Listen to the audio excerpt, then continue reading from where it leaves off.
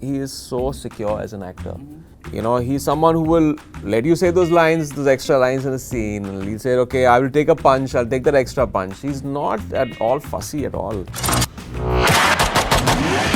I think this is what the South films have held on to so well.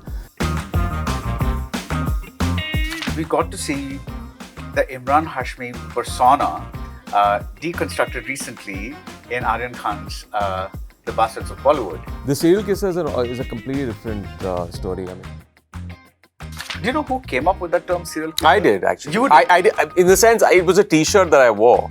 It was a French T-shirt. I actually snuck into this room the next morning at 7 in the morning. I got the housekeeping to open the door. I took that T-shirt out from his room. I went and voted for that song. I think ultimately my friend sold it also on eBay for quite a bit.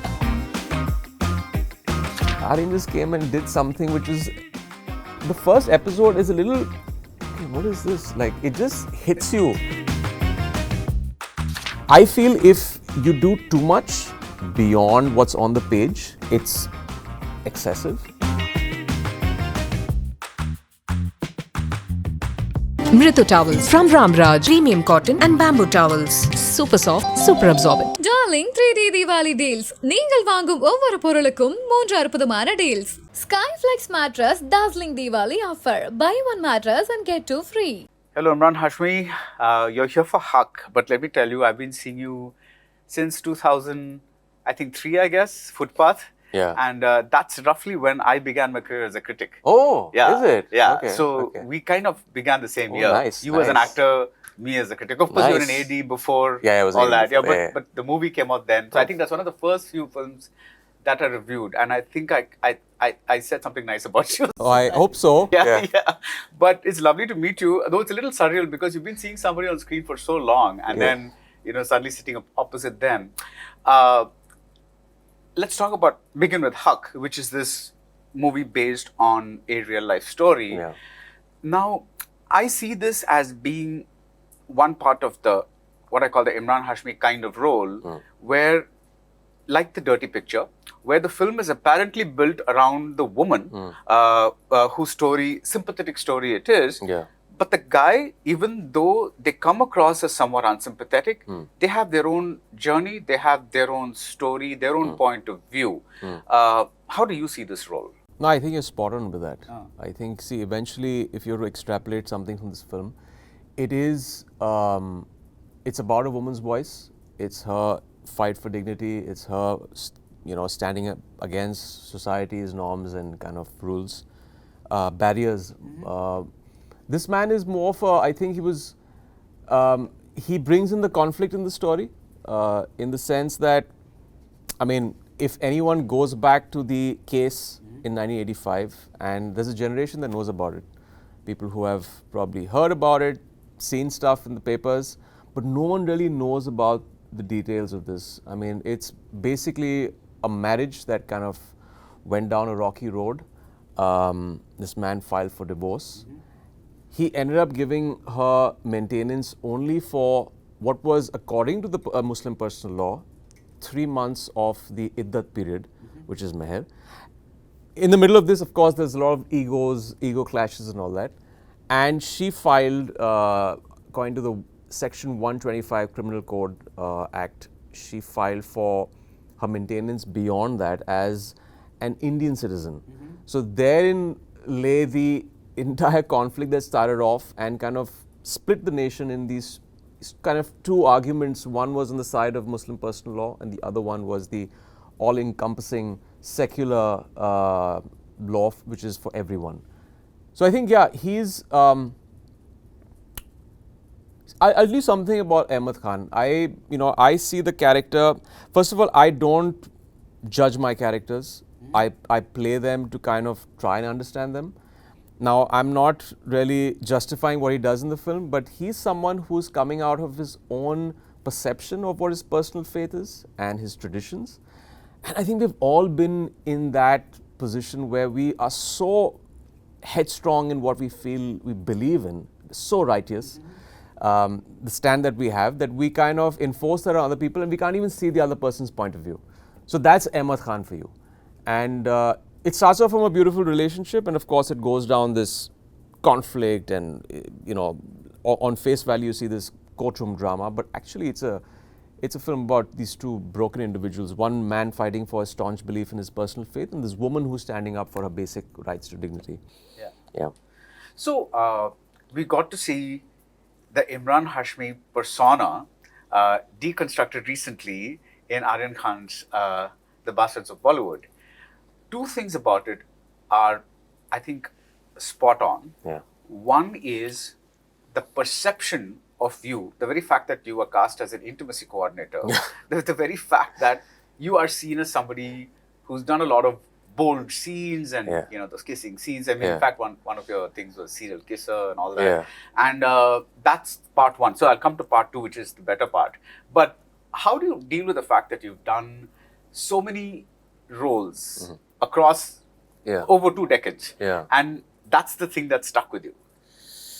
It's weird. I think this is not something that was by choice. I think this is something that was bestowed on me in the sense it just happened to be this new kind of, I don't think any actor ever had this image back then in the early 2000s. I don't think anyone has it beyond that.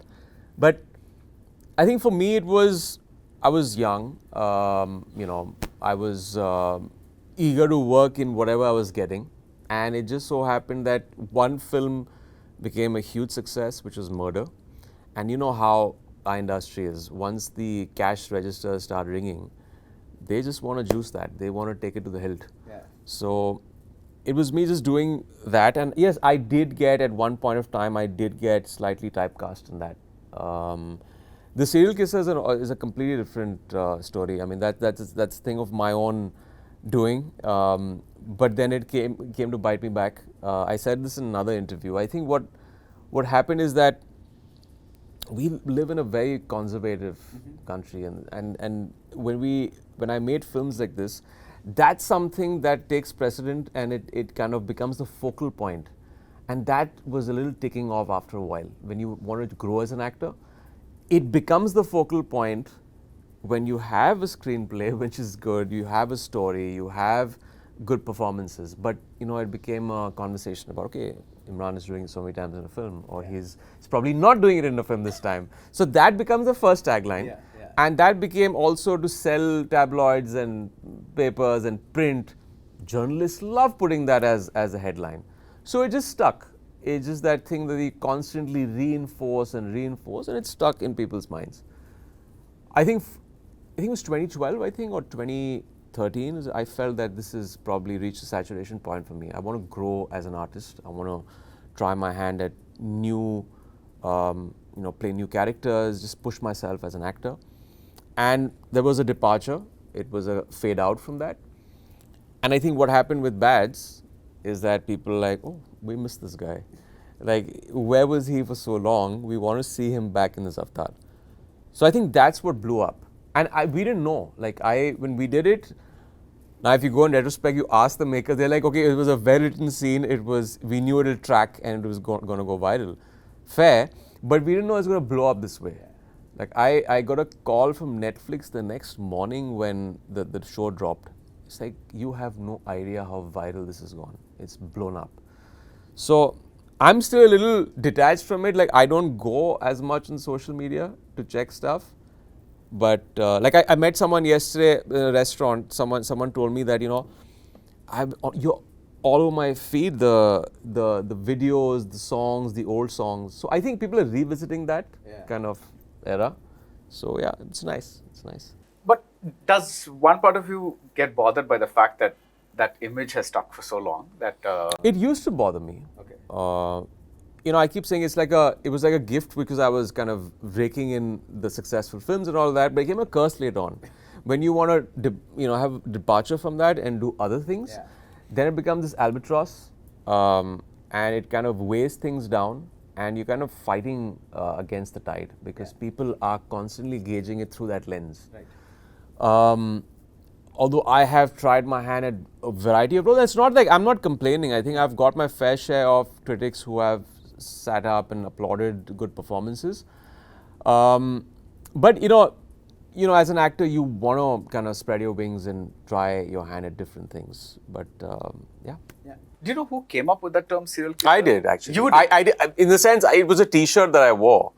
It was a friend's T-shirt. I had a bunch of friends who had come for a shoot of mine in Mauritius. No, that was. And he bought that T-shirt at a night market.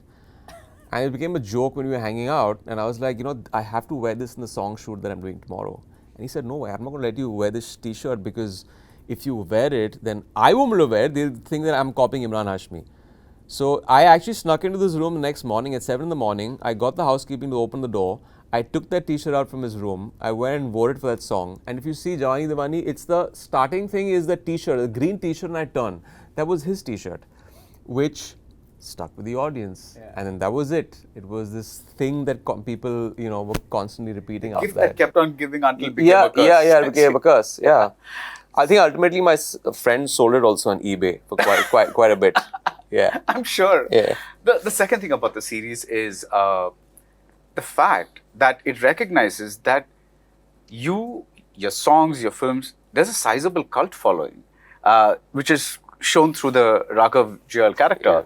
Yeah. The fact that, that Emraan Hashmi is a genuine, he's got like his own corner of Bollywood and he's there and it's not that he went away. Yeah. How did that feel, that angle? There was one critic review that I was very interesting. This critic had said that Emraan Hashmi is like everyone's guilty pleasure.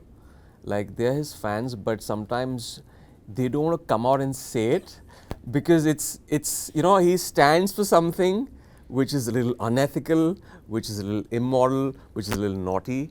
And if this society that's constantly trying to project itself as righteous, it becomes a bit, okay, you are. But then I think what this has done, it's kind of, in a sense, people have come out and actually said it right now. And it's very, and everything is clear on social media. So it's gratifying now. It is. I mean, I always knew it. It's just that it's nice that what's also happened is it's the voice of the Gen Z, right? I mean, they might not have seen many of my films. They connect through the music. Some probably have not. But then they're kind of curious now. Like, who is this guy? Because it was made by Gen Zs. And they're like, okay, this is... And it was a kind of discovery for a generation that probably has not consumed some of my films. So it was like this awakening, I guess. Nice, nice. So, so I have a theory that this is some kind of generational, I don't know what to call it, thing that your family carries. Because I am a huge fan of Mahesh Bhatt, and I think he did really interesting things to because I don't agree when people say that 80s was a terrible time in Bollywood, because there were people like Mahesh Bhatt really trying to work the formula on its head. But somehow, whether it's him or whether it's you or whether it's Mohit or whether it's anybody, even if there's success, even if you guys do something, the coverage or the attention or the prestige that's given to the other families, not getting into name, somehow doesn't reach you guys. Do you agree with that? I think because there's a part of it which is, I guess, is also important. It's the lobbying, it's the PR machinery, it's going and playing that entire gamut of things, like playing up to that, like award ceremonies. And I think our family's always been, in a sense, we do the work, we put the films out there, and then we step back. It's not part of all those, we don't, as in, there's some things in the industry, we tick all these boxes if you're part of the industry. We are insiders, but we are outsiders in a sense. So I think that's what it is. And people keep telling me that you're an underrated actor or whatever. I say that there's a problem with the ratings if people feel I'm underrated. I very early on came to know the value of award functions, so I don't go for that. I don't go to film parties. I don't, and this is a thing these days. You can actually get your publicity done if you pay shitloads of money. I don't do that. So I think our family is very real as far as that goes. I think we want to do our work and let that work do all the talking. So I think that's what it is. I think that it comes down to that's what it is. Yeah. Because I have another theory that because this family made so many movies that were not exactly conventional, and Probably. they were pretty disturbing, let's say. For example, even if you take a mainstream movie like Thikana in the 80s, Yeah. late 80s, Yeah. the Anil Kapoor film, Sure. it has these elements. There's always all these films like Naam or whatever, they have this bastard son, this Yeah. something, Yeah. something, Yeah. something, you know, this, Yeah. which is not. It's not. Yeah, you would say that it's not popular cinema in the sense in the It's true not in the true wholesome tradition. Yeah, it's not the family true entertainment. traditional sense.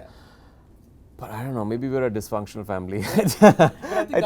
I think it just comes from, and I think like even for Mohit, me, we have started our journey together. I think our frequency kind of matched, and when you were talking about Avarapan also.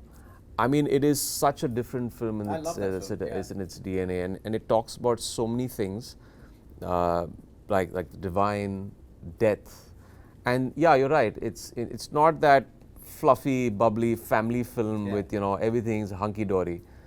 But I think right now there's a place for these kind of films, and people are kind of going back to see those angst-ridden, kind of a little darker, a little more, edgier films. So it's a good time. Actually, do you feel now, in retrospect, of course, in retrospect you can feel anything, but do you feel that maybe you should have tried something like maybe a Dilwale or one of Amir's big hits, or something like that, which kind of. Funny because I had so many offers that came my way that way. But I was like, You're talking about wholesome, romantic. wholesome romantic films. But I just felt it would be a little disingenuous to do films that I don't see myself in, or even my perception of cinema is not that. Okay.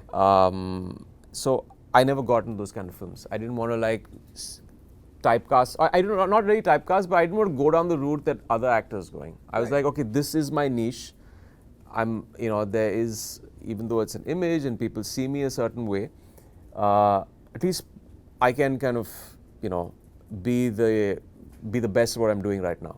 The best guilty pleasure. The best guilty pleasure. But tell me, isn't it an actor's job, so to speak, to get into, or at least try maybe something that is not your cup of tea, so to speak? No, but I have done that. I think in that domain, I have done films that have taken me outside my comfort zone. Hamari Adhuri Kahani. It could be Hamari Adhuri Kahani, it could be Shanghai. Ah. Shanghai was a film that people said don't do at that point of time, because I was doing these commercial, at least in my world, the commercial like Murder 2 and Dirty Picture and all those films where it had an audience and had a big audience. People said don't do Shanghai because it's a character, first of all, the way he looks, and it needs this complete transformation. It was me stepping out of my comfort zone. And time and again, I mean, these are films where I'm stepping out of my comfort zone and doing films I'm just not the kind of guy who watches too many romantic films. I don't know, all those typical family films. Great, it has an audience, but I never saw myself in that. So, when you said you worked for a couple of, under Vikram Bhatt in a couple of films, Kasur and Raz also, Raz. So, and then you became actor with Footpath. You said it was, at that point you were just 22 and it was easy fame, easy money. That was how you saw acting. Yeah. After like a couple of decades, how do you see acting now? First of all, I never wanted to be an actor. I'm an accidental actor. I never wanted to get into this industry. It just so happened that there was a detour in 2000. I was working as an assistant director for a summer job, and then I got my first film as a supporting actor.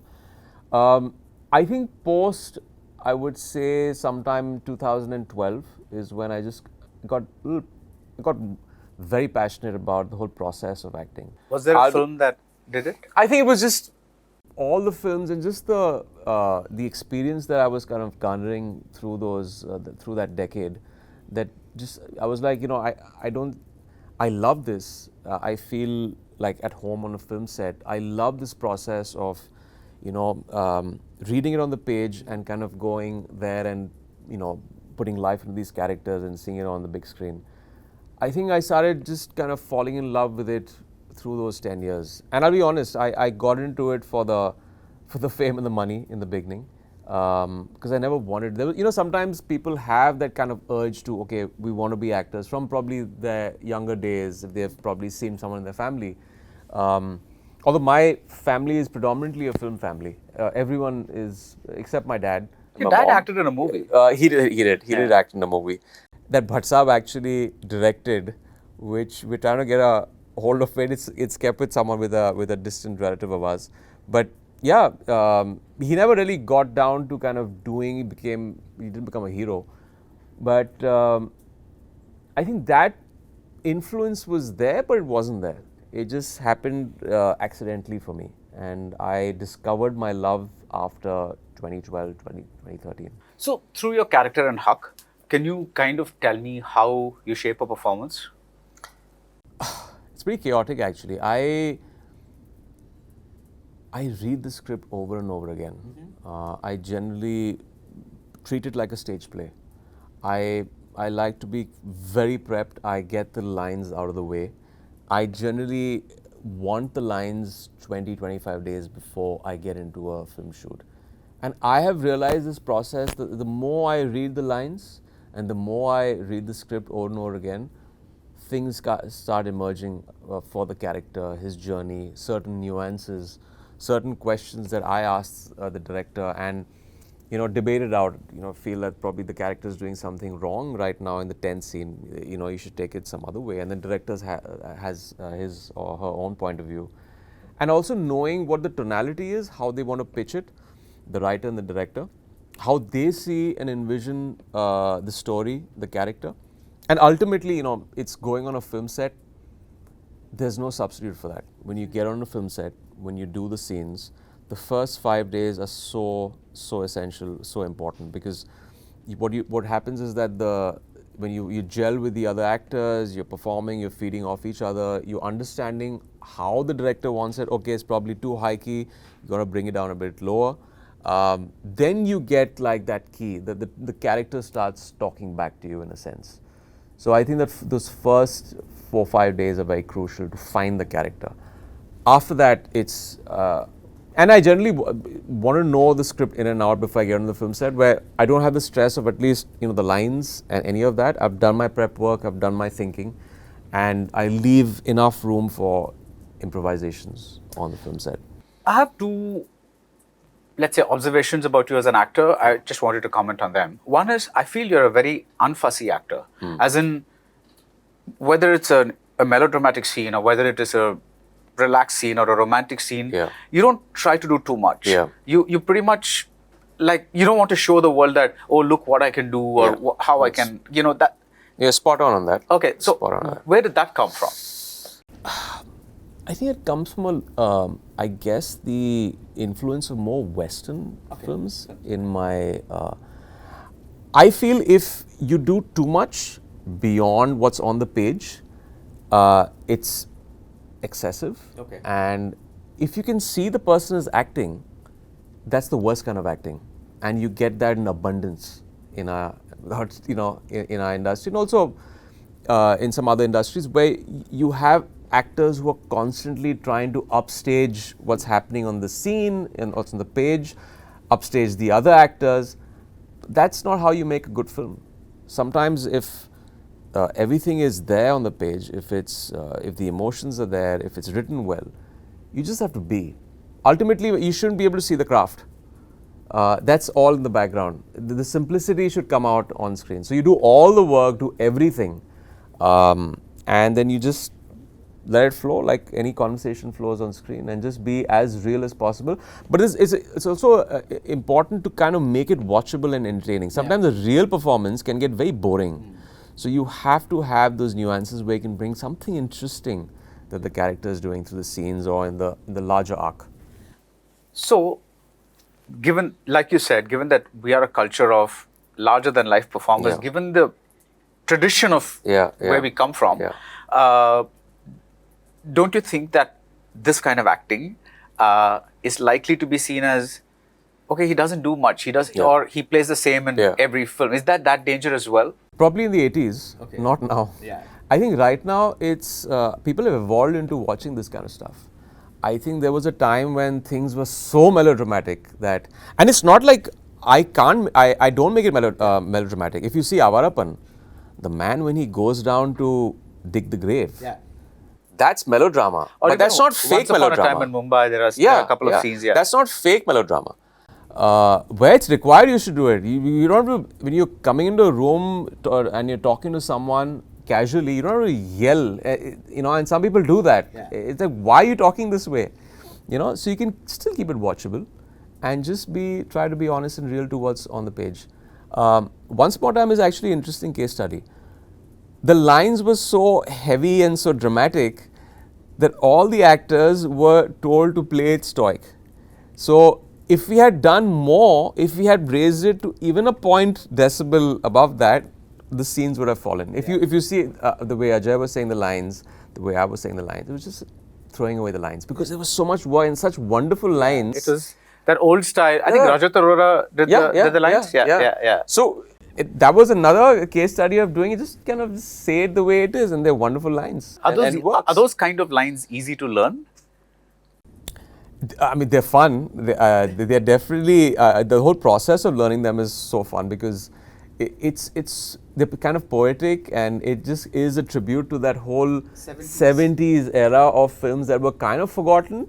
You had the love stories and all that took over in the 90s, and that was forgotten. That whole Masala, kind of zone of films, and then Once Upon a Time Mumbai got that back. So that's why people love that so much. Yeah, because I was talking to somebody about Sholay recently and why I love the film, and they said that the lines were a little off, and I said, see, but that's the style of the lines at that time, because one of my favorite bits in that is when Amitabh says, why don't we just give everything up and settle down here? Or Dharmendra says that, and one of them says that, I forget who, but he says, but we only know how to shoot guns. So Amitabh says, Burai ne banduk chalana sikha diya, ab neki hal chalana sikha degi.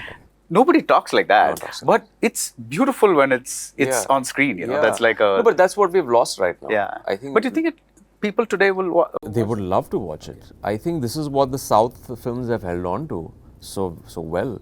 The mass films, just kind of they know how to prop the actors up and give that elevation to the heroes and the villains and all of that. I think we've become too subtle for our own good over here. I think we need to kind of have some fun on screen and kind of, whip that up a bit. So, yeah. So, I'll come back to the second question about an actor later. But now that you mentioned South, how was OG? How was that? Oh, I loved it. Okay. I loved it. It's Sujit's madness on screen, the way he kind of projects characters larger than life. And I loved the script. I had never thought I would do a South film, a Telugu film. It just so happened that, the team came to me, they narrated this. And it was kind of an ode to Once Upon a Time. Yeah. That's when, and that kind of struck a chord with me. I was like, okay, this is a nice version of, and I said no to so many gangster films after that because everything was trying to do that, but not really, it was not any better. So I was like, oh gee, this is a nice take on that. It's a little more masaledar, it's a little more larger than life. Omi's character is interesting. So I was like, okay, let's do that. And I think even the way it's shot is so dramatic. Yeah. The lighting and everything. So you get the feeling of really like, okay, I should watch this movie in the theaters. Yeah, of that course. feel. Yeah, of course. Because when you said Bollywood's subtle, it's like everything's gone, like, you don't see too many films with that kind of dramatic lighting anymore. But that's why people have started giving it a miss in theaters and watching it on OTT. Because they're like, what is the fun in that? Why would you go and watch something that's in the theaters? Yeah. It has to give you that kind of scale with the BGM. There has to be the urgency to buy and purchase that ticket on Friday. Mm-hmm. If you're not going to give it to them, and they sniff it out from a promo, either it's a high concept film or it's something that is, larger than life and masaledar. So that community viewing has to be possible. You have to bring something in. Something made me feel that Bads of Bollywood are actually done well in theaters. Of course, it was too long, but it had that. I think what worked for that is, with the whole woke thing, I think we've become it's just so much of self-censorship in scripts and trying to be proper in the way we say things, and the comedy and everything has to be proper. And don't offend this one or don't offend that one. Aryan just came and did something which is in a way offensive, but it's so funny because I know when I was watching with family and friends, like the first episode is a little, okay, what is this? Like it just hits you It's like, what tonality is this? We have never seen anything like that. And therein lies the, I wouldn't say a formula, but when you do something different, audaciously different and new, it'll definitely have takers, and that's why Bads works in such a big way. So the second question about an actor is, you seem to be a very secure actor because you put yourself in women's films like Huck. You put yourself in ensemble films where you're not the central cast. Of course, you've done your share of hero roles as well. What makes you say yes to these other films? Good scripts, what the film tries to say. I think, like I said earlier, a film like this is about, it's pro-women. It brings out certain social awareness to something like this. I mean, this must have happened in 1985, but there are cases that still happen like this today, where after a bad divorce, a man kind of washes his hands off the entire responsibility of woman, his children, and goes along in life, and they're left in the lurch. They don't even know how to seek justice. Certain important, pertinent questions that this film asks, and it ultimately is the vision of what this film is trying to do. I think more actors should come and do films like that. I think there's a lot of insecurity in our industry. That's why people don't get into something like this. Yeah. I don't see it that way. I see the larger picture when I do a film like this, and I see an overall impact. I mean, a classic example is Baradwaj Bollywood. I've had 2 scenes in that, but that blew up. So it doesn't really matter. People have to understand it's never the quantity of what you're doing. It is impact. Now, impact it's a very intangible thing. When you read a script, there's a very visual reaction when this character, it hits it out of the park towards the end. It could be a slightly grey character. It could be a positive character. But there has to be that visual reaction when you read a script or when you hear a narration. Okay, this hits it on the bullseye. I don't know what it is. It's just something I can't explain to you. Yeah. So it's just that from that first narration, okay, let's do this. Okay, so it's not like I have to be the center of the film. Sometimes the center of the film doesn't really make that much of an impact. Yeah. It has to be a well-written part. Yeah. It has to be. So there's always going to be room for, I will play protagonists in films, but where there's a film where I'm facilitating the story in a good way, in an impactful way, I'll do those kind of films. There's no issue. So we spoke about your family. What do you think about Mohit's phenomenal success with the... Oh, fantastic. Yeah, fantastic. I actually got it a little late because I was shooting back to back, and I called him. I said, Mohit, you've just really hit it out of the stadium, man, with this one. It hits all the beats, the emotions, the music, just his maturity as a director of how far he has come, and his kind of worldview of cinema, and it just shows, it ticks all the boxes of one wholesome, and I don't watch romantic films, and that's a big thing, because I saw the film, I was like, Mohit, man, this is how romantic films are made, I should watch more. But he's just done. Given that you're not a romantic film guy, what appealed to you in this? I think it's entertaining but still real. Okay. It's not fluff, it's not surface dazzle. I think he's touched upon a chord that's very real. That's what's connected with the audience. And that's our school of where we've also, come from. Feel it, and then the audience will also feel it. I think he's really kind of honed that craft through these years. Yeah, because if you go back to the 90s and you go back to Rahul Roy and Anu Agarwal and Aashiqui, and a whole bunch of great songs, and on the surface the story feels like fluff, but when you watch the movie, it's deeply affecting because there's something very real about very real about that that film. Yeah. So I mean, there has to be a fair balance of the entertainment quotient, the realism, and I think he's hit both of them equally, to equal measure. Why do people keep saying your comeback happened with Tiger 3? I mean, that I know, went anywhere for a comeback. So I don't know why people because saying that. Movies didn't perform that well, is it? Probably. Tiger came out, first of all, it was post-COVID, so there was like 2 years of COVID. So no one was doing films then anyways. And I think people, the last one we did reasonably well was Azhar. I think people were just kind of I done Cheat India, Body. It kind of did, but it didn't do very well in theaters. It did well on OTT. But I think that's what people feel. I don't know what that is. People just probably tune into something. It was a very popular film. Tiger 3 garnered the kind of reaction with the footfalls, with the collections, and people, you know, I don't know what they see as a comeback, but I've been, because I'd done even the Red Chilli show. So I'd done the Netflix show. I had done an Amazon film also that had come out. Yeah. So I don't know. I don't know what people feel and how they think. But of all the films, which is the success that made you happiest, and which is the failure that made you saddest? You know, I first of all, I want to say that, again, it's a very cliche thing, but you know, you try not to get swayed by both. I think for me, just the first film and that adulation I got with that for Footpath was unlike anything I had kind of witnessed. Even though the film didn't do very well at the box office, but just seeing that and kind of getting that, the fan frenzy for the first time, I think that tasting it for the first time is something that'll always stay with you. Yeah. And it was for Footpath. And after that, of course, successes are great, but I've seen more people, you know, fall down because of their success and that going to their head. And this is something that stuck in my head because I had enough people to kind of ground me with that. And failures suck. I mean, failures are the worst because, you know, you do every film with so much of conviction. You give so many days working on the character, prep, all of that.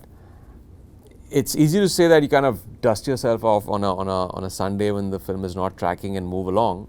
You have to do it. You have no choice. If you're shooting for another film, you can't let this affect you.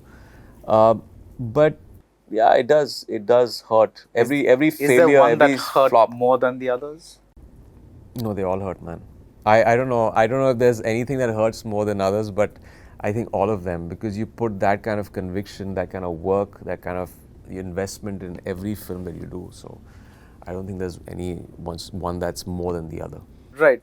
So coming back to Shanghai, which you spoke about, this is, first of all, you look a little different. Yeah. You're working with a director who's not exactly mainstream and who's kind of made an impact, but it's a kind of a, when, again, is the only calculation that goes in your head, is the script interesting, is the role interesting? That's all that yes, it is. That's I wanted to work with Dibakar after Khosla. Yeah. I had seen that film a couple of months before he came to me.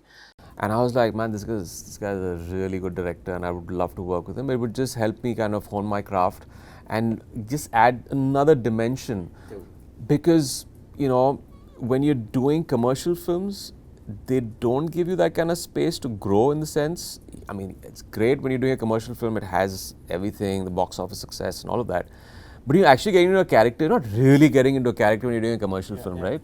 I wanted to get into the workshops, thick of things of, you know, with the actor going and staging on the set, all of that. And I got that with Dibakar. And I think that added something to me as an actor when you work with someone like Dibakar, because he's so good. The first time for a film I had done workshops, it kind of opened me up. There's some preset things and inhibitions that I kind of let go of even in Shanghai. You know, you get into certain grooves when you work in films.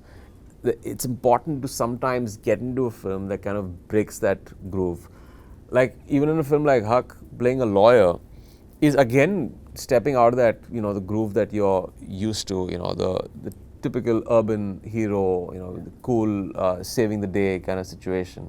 It's always the hero's narrative, it's always the hero's victory, the hero's redemption. It's nice to be part of something like this also. It just adds to your resume and just adds something.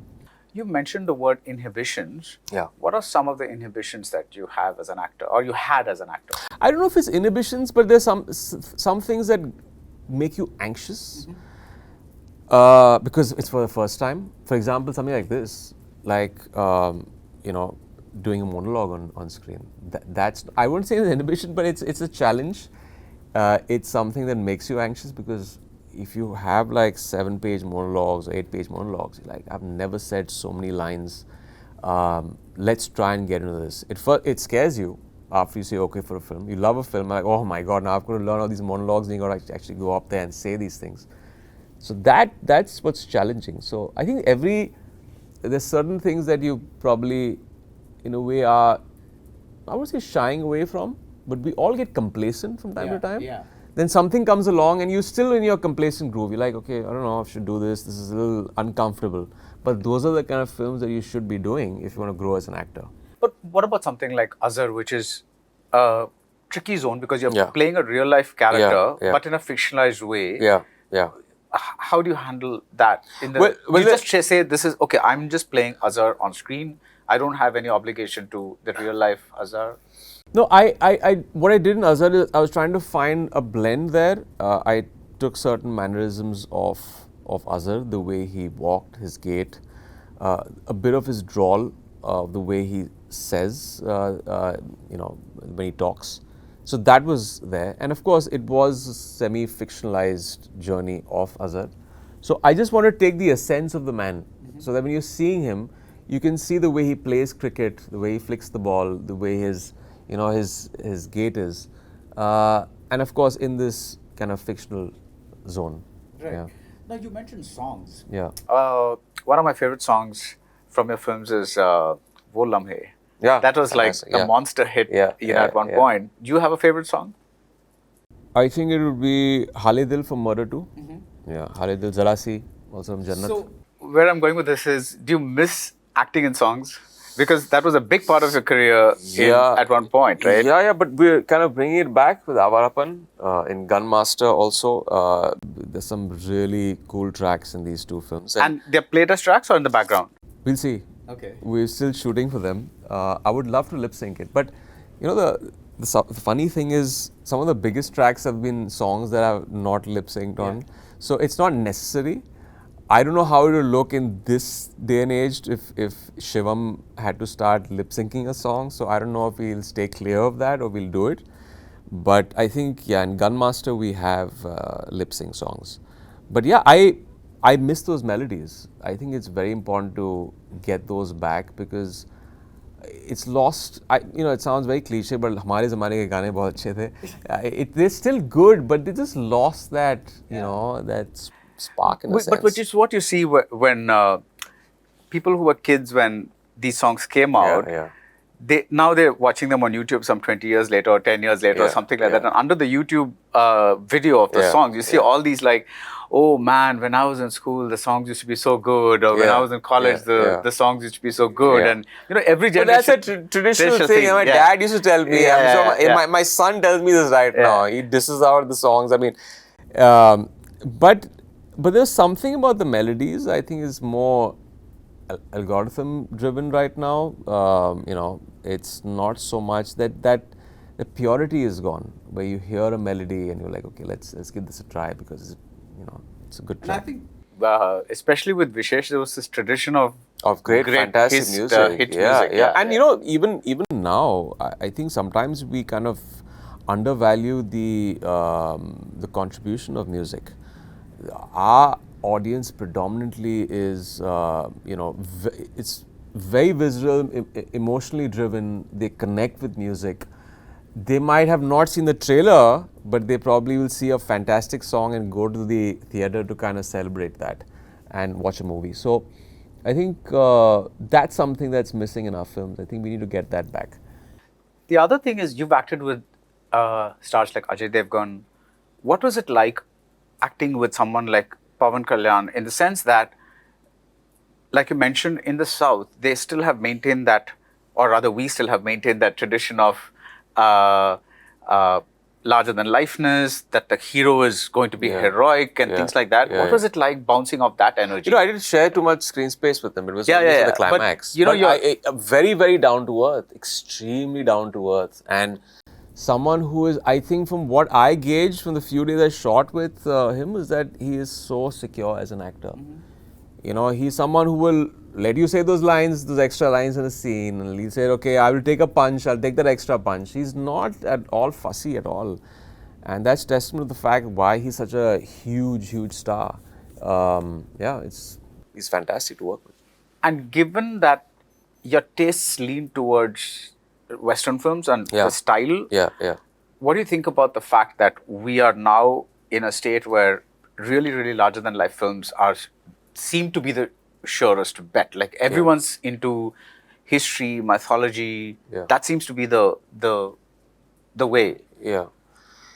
No, I see. The thing is, I'm not someone who's okay. You only have to do it the subtle way. But I think whatever is working for the audience, I think it's more to do with the drama that the director creates around the frame and the way he kind of mounts the film, and the dramas in the scenes more to do with the performances. With I would say over melodramatic and over the top performances. But there's a space for so many different films. I mean, there's Sayara that does well at the box office. There is these other mythological films, historical films. I think ultimately people want to see good films.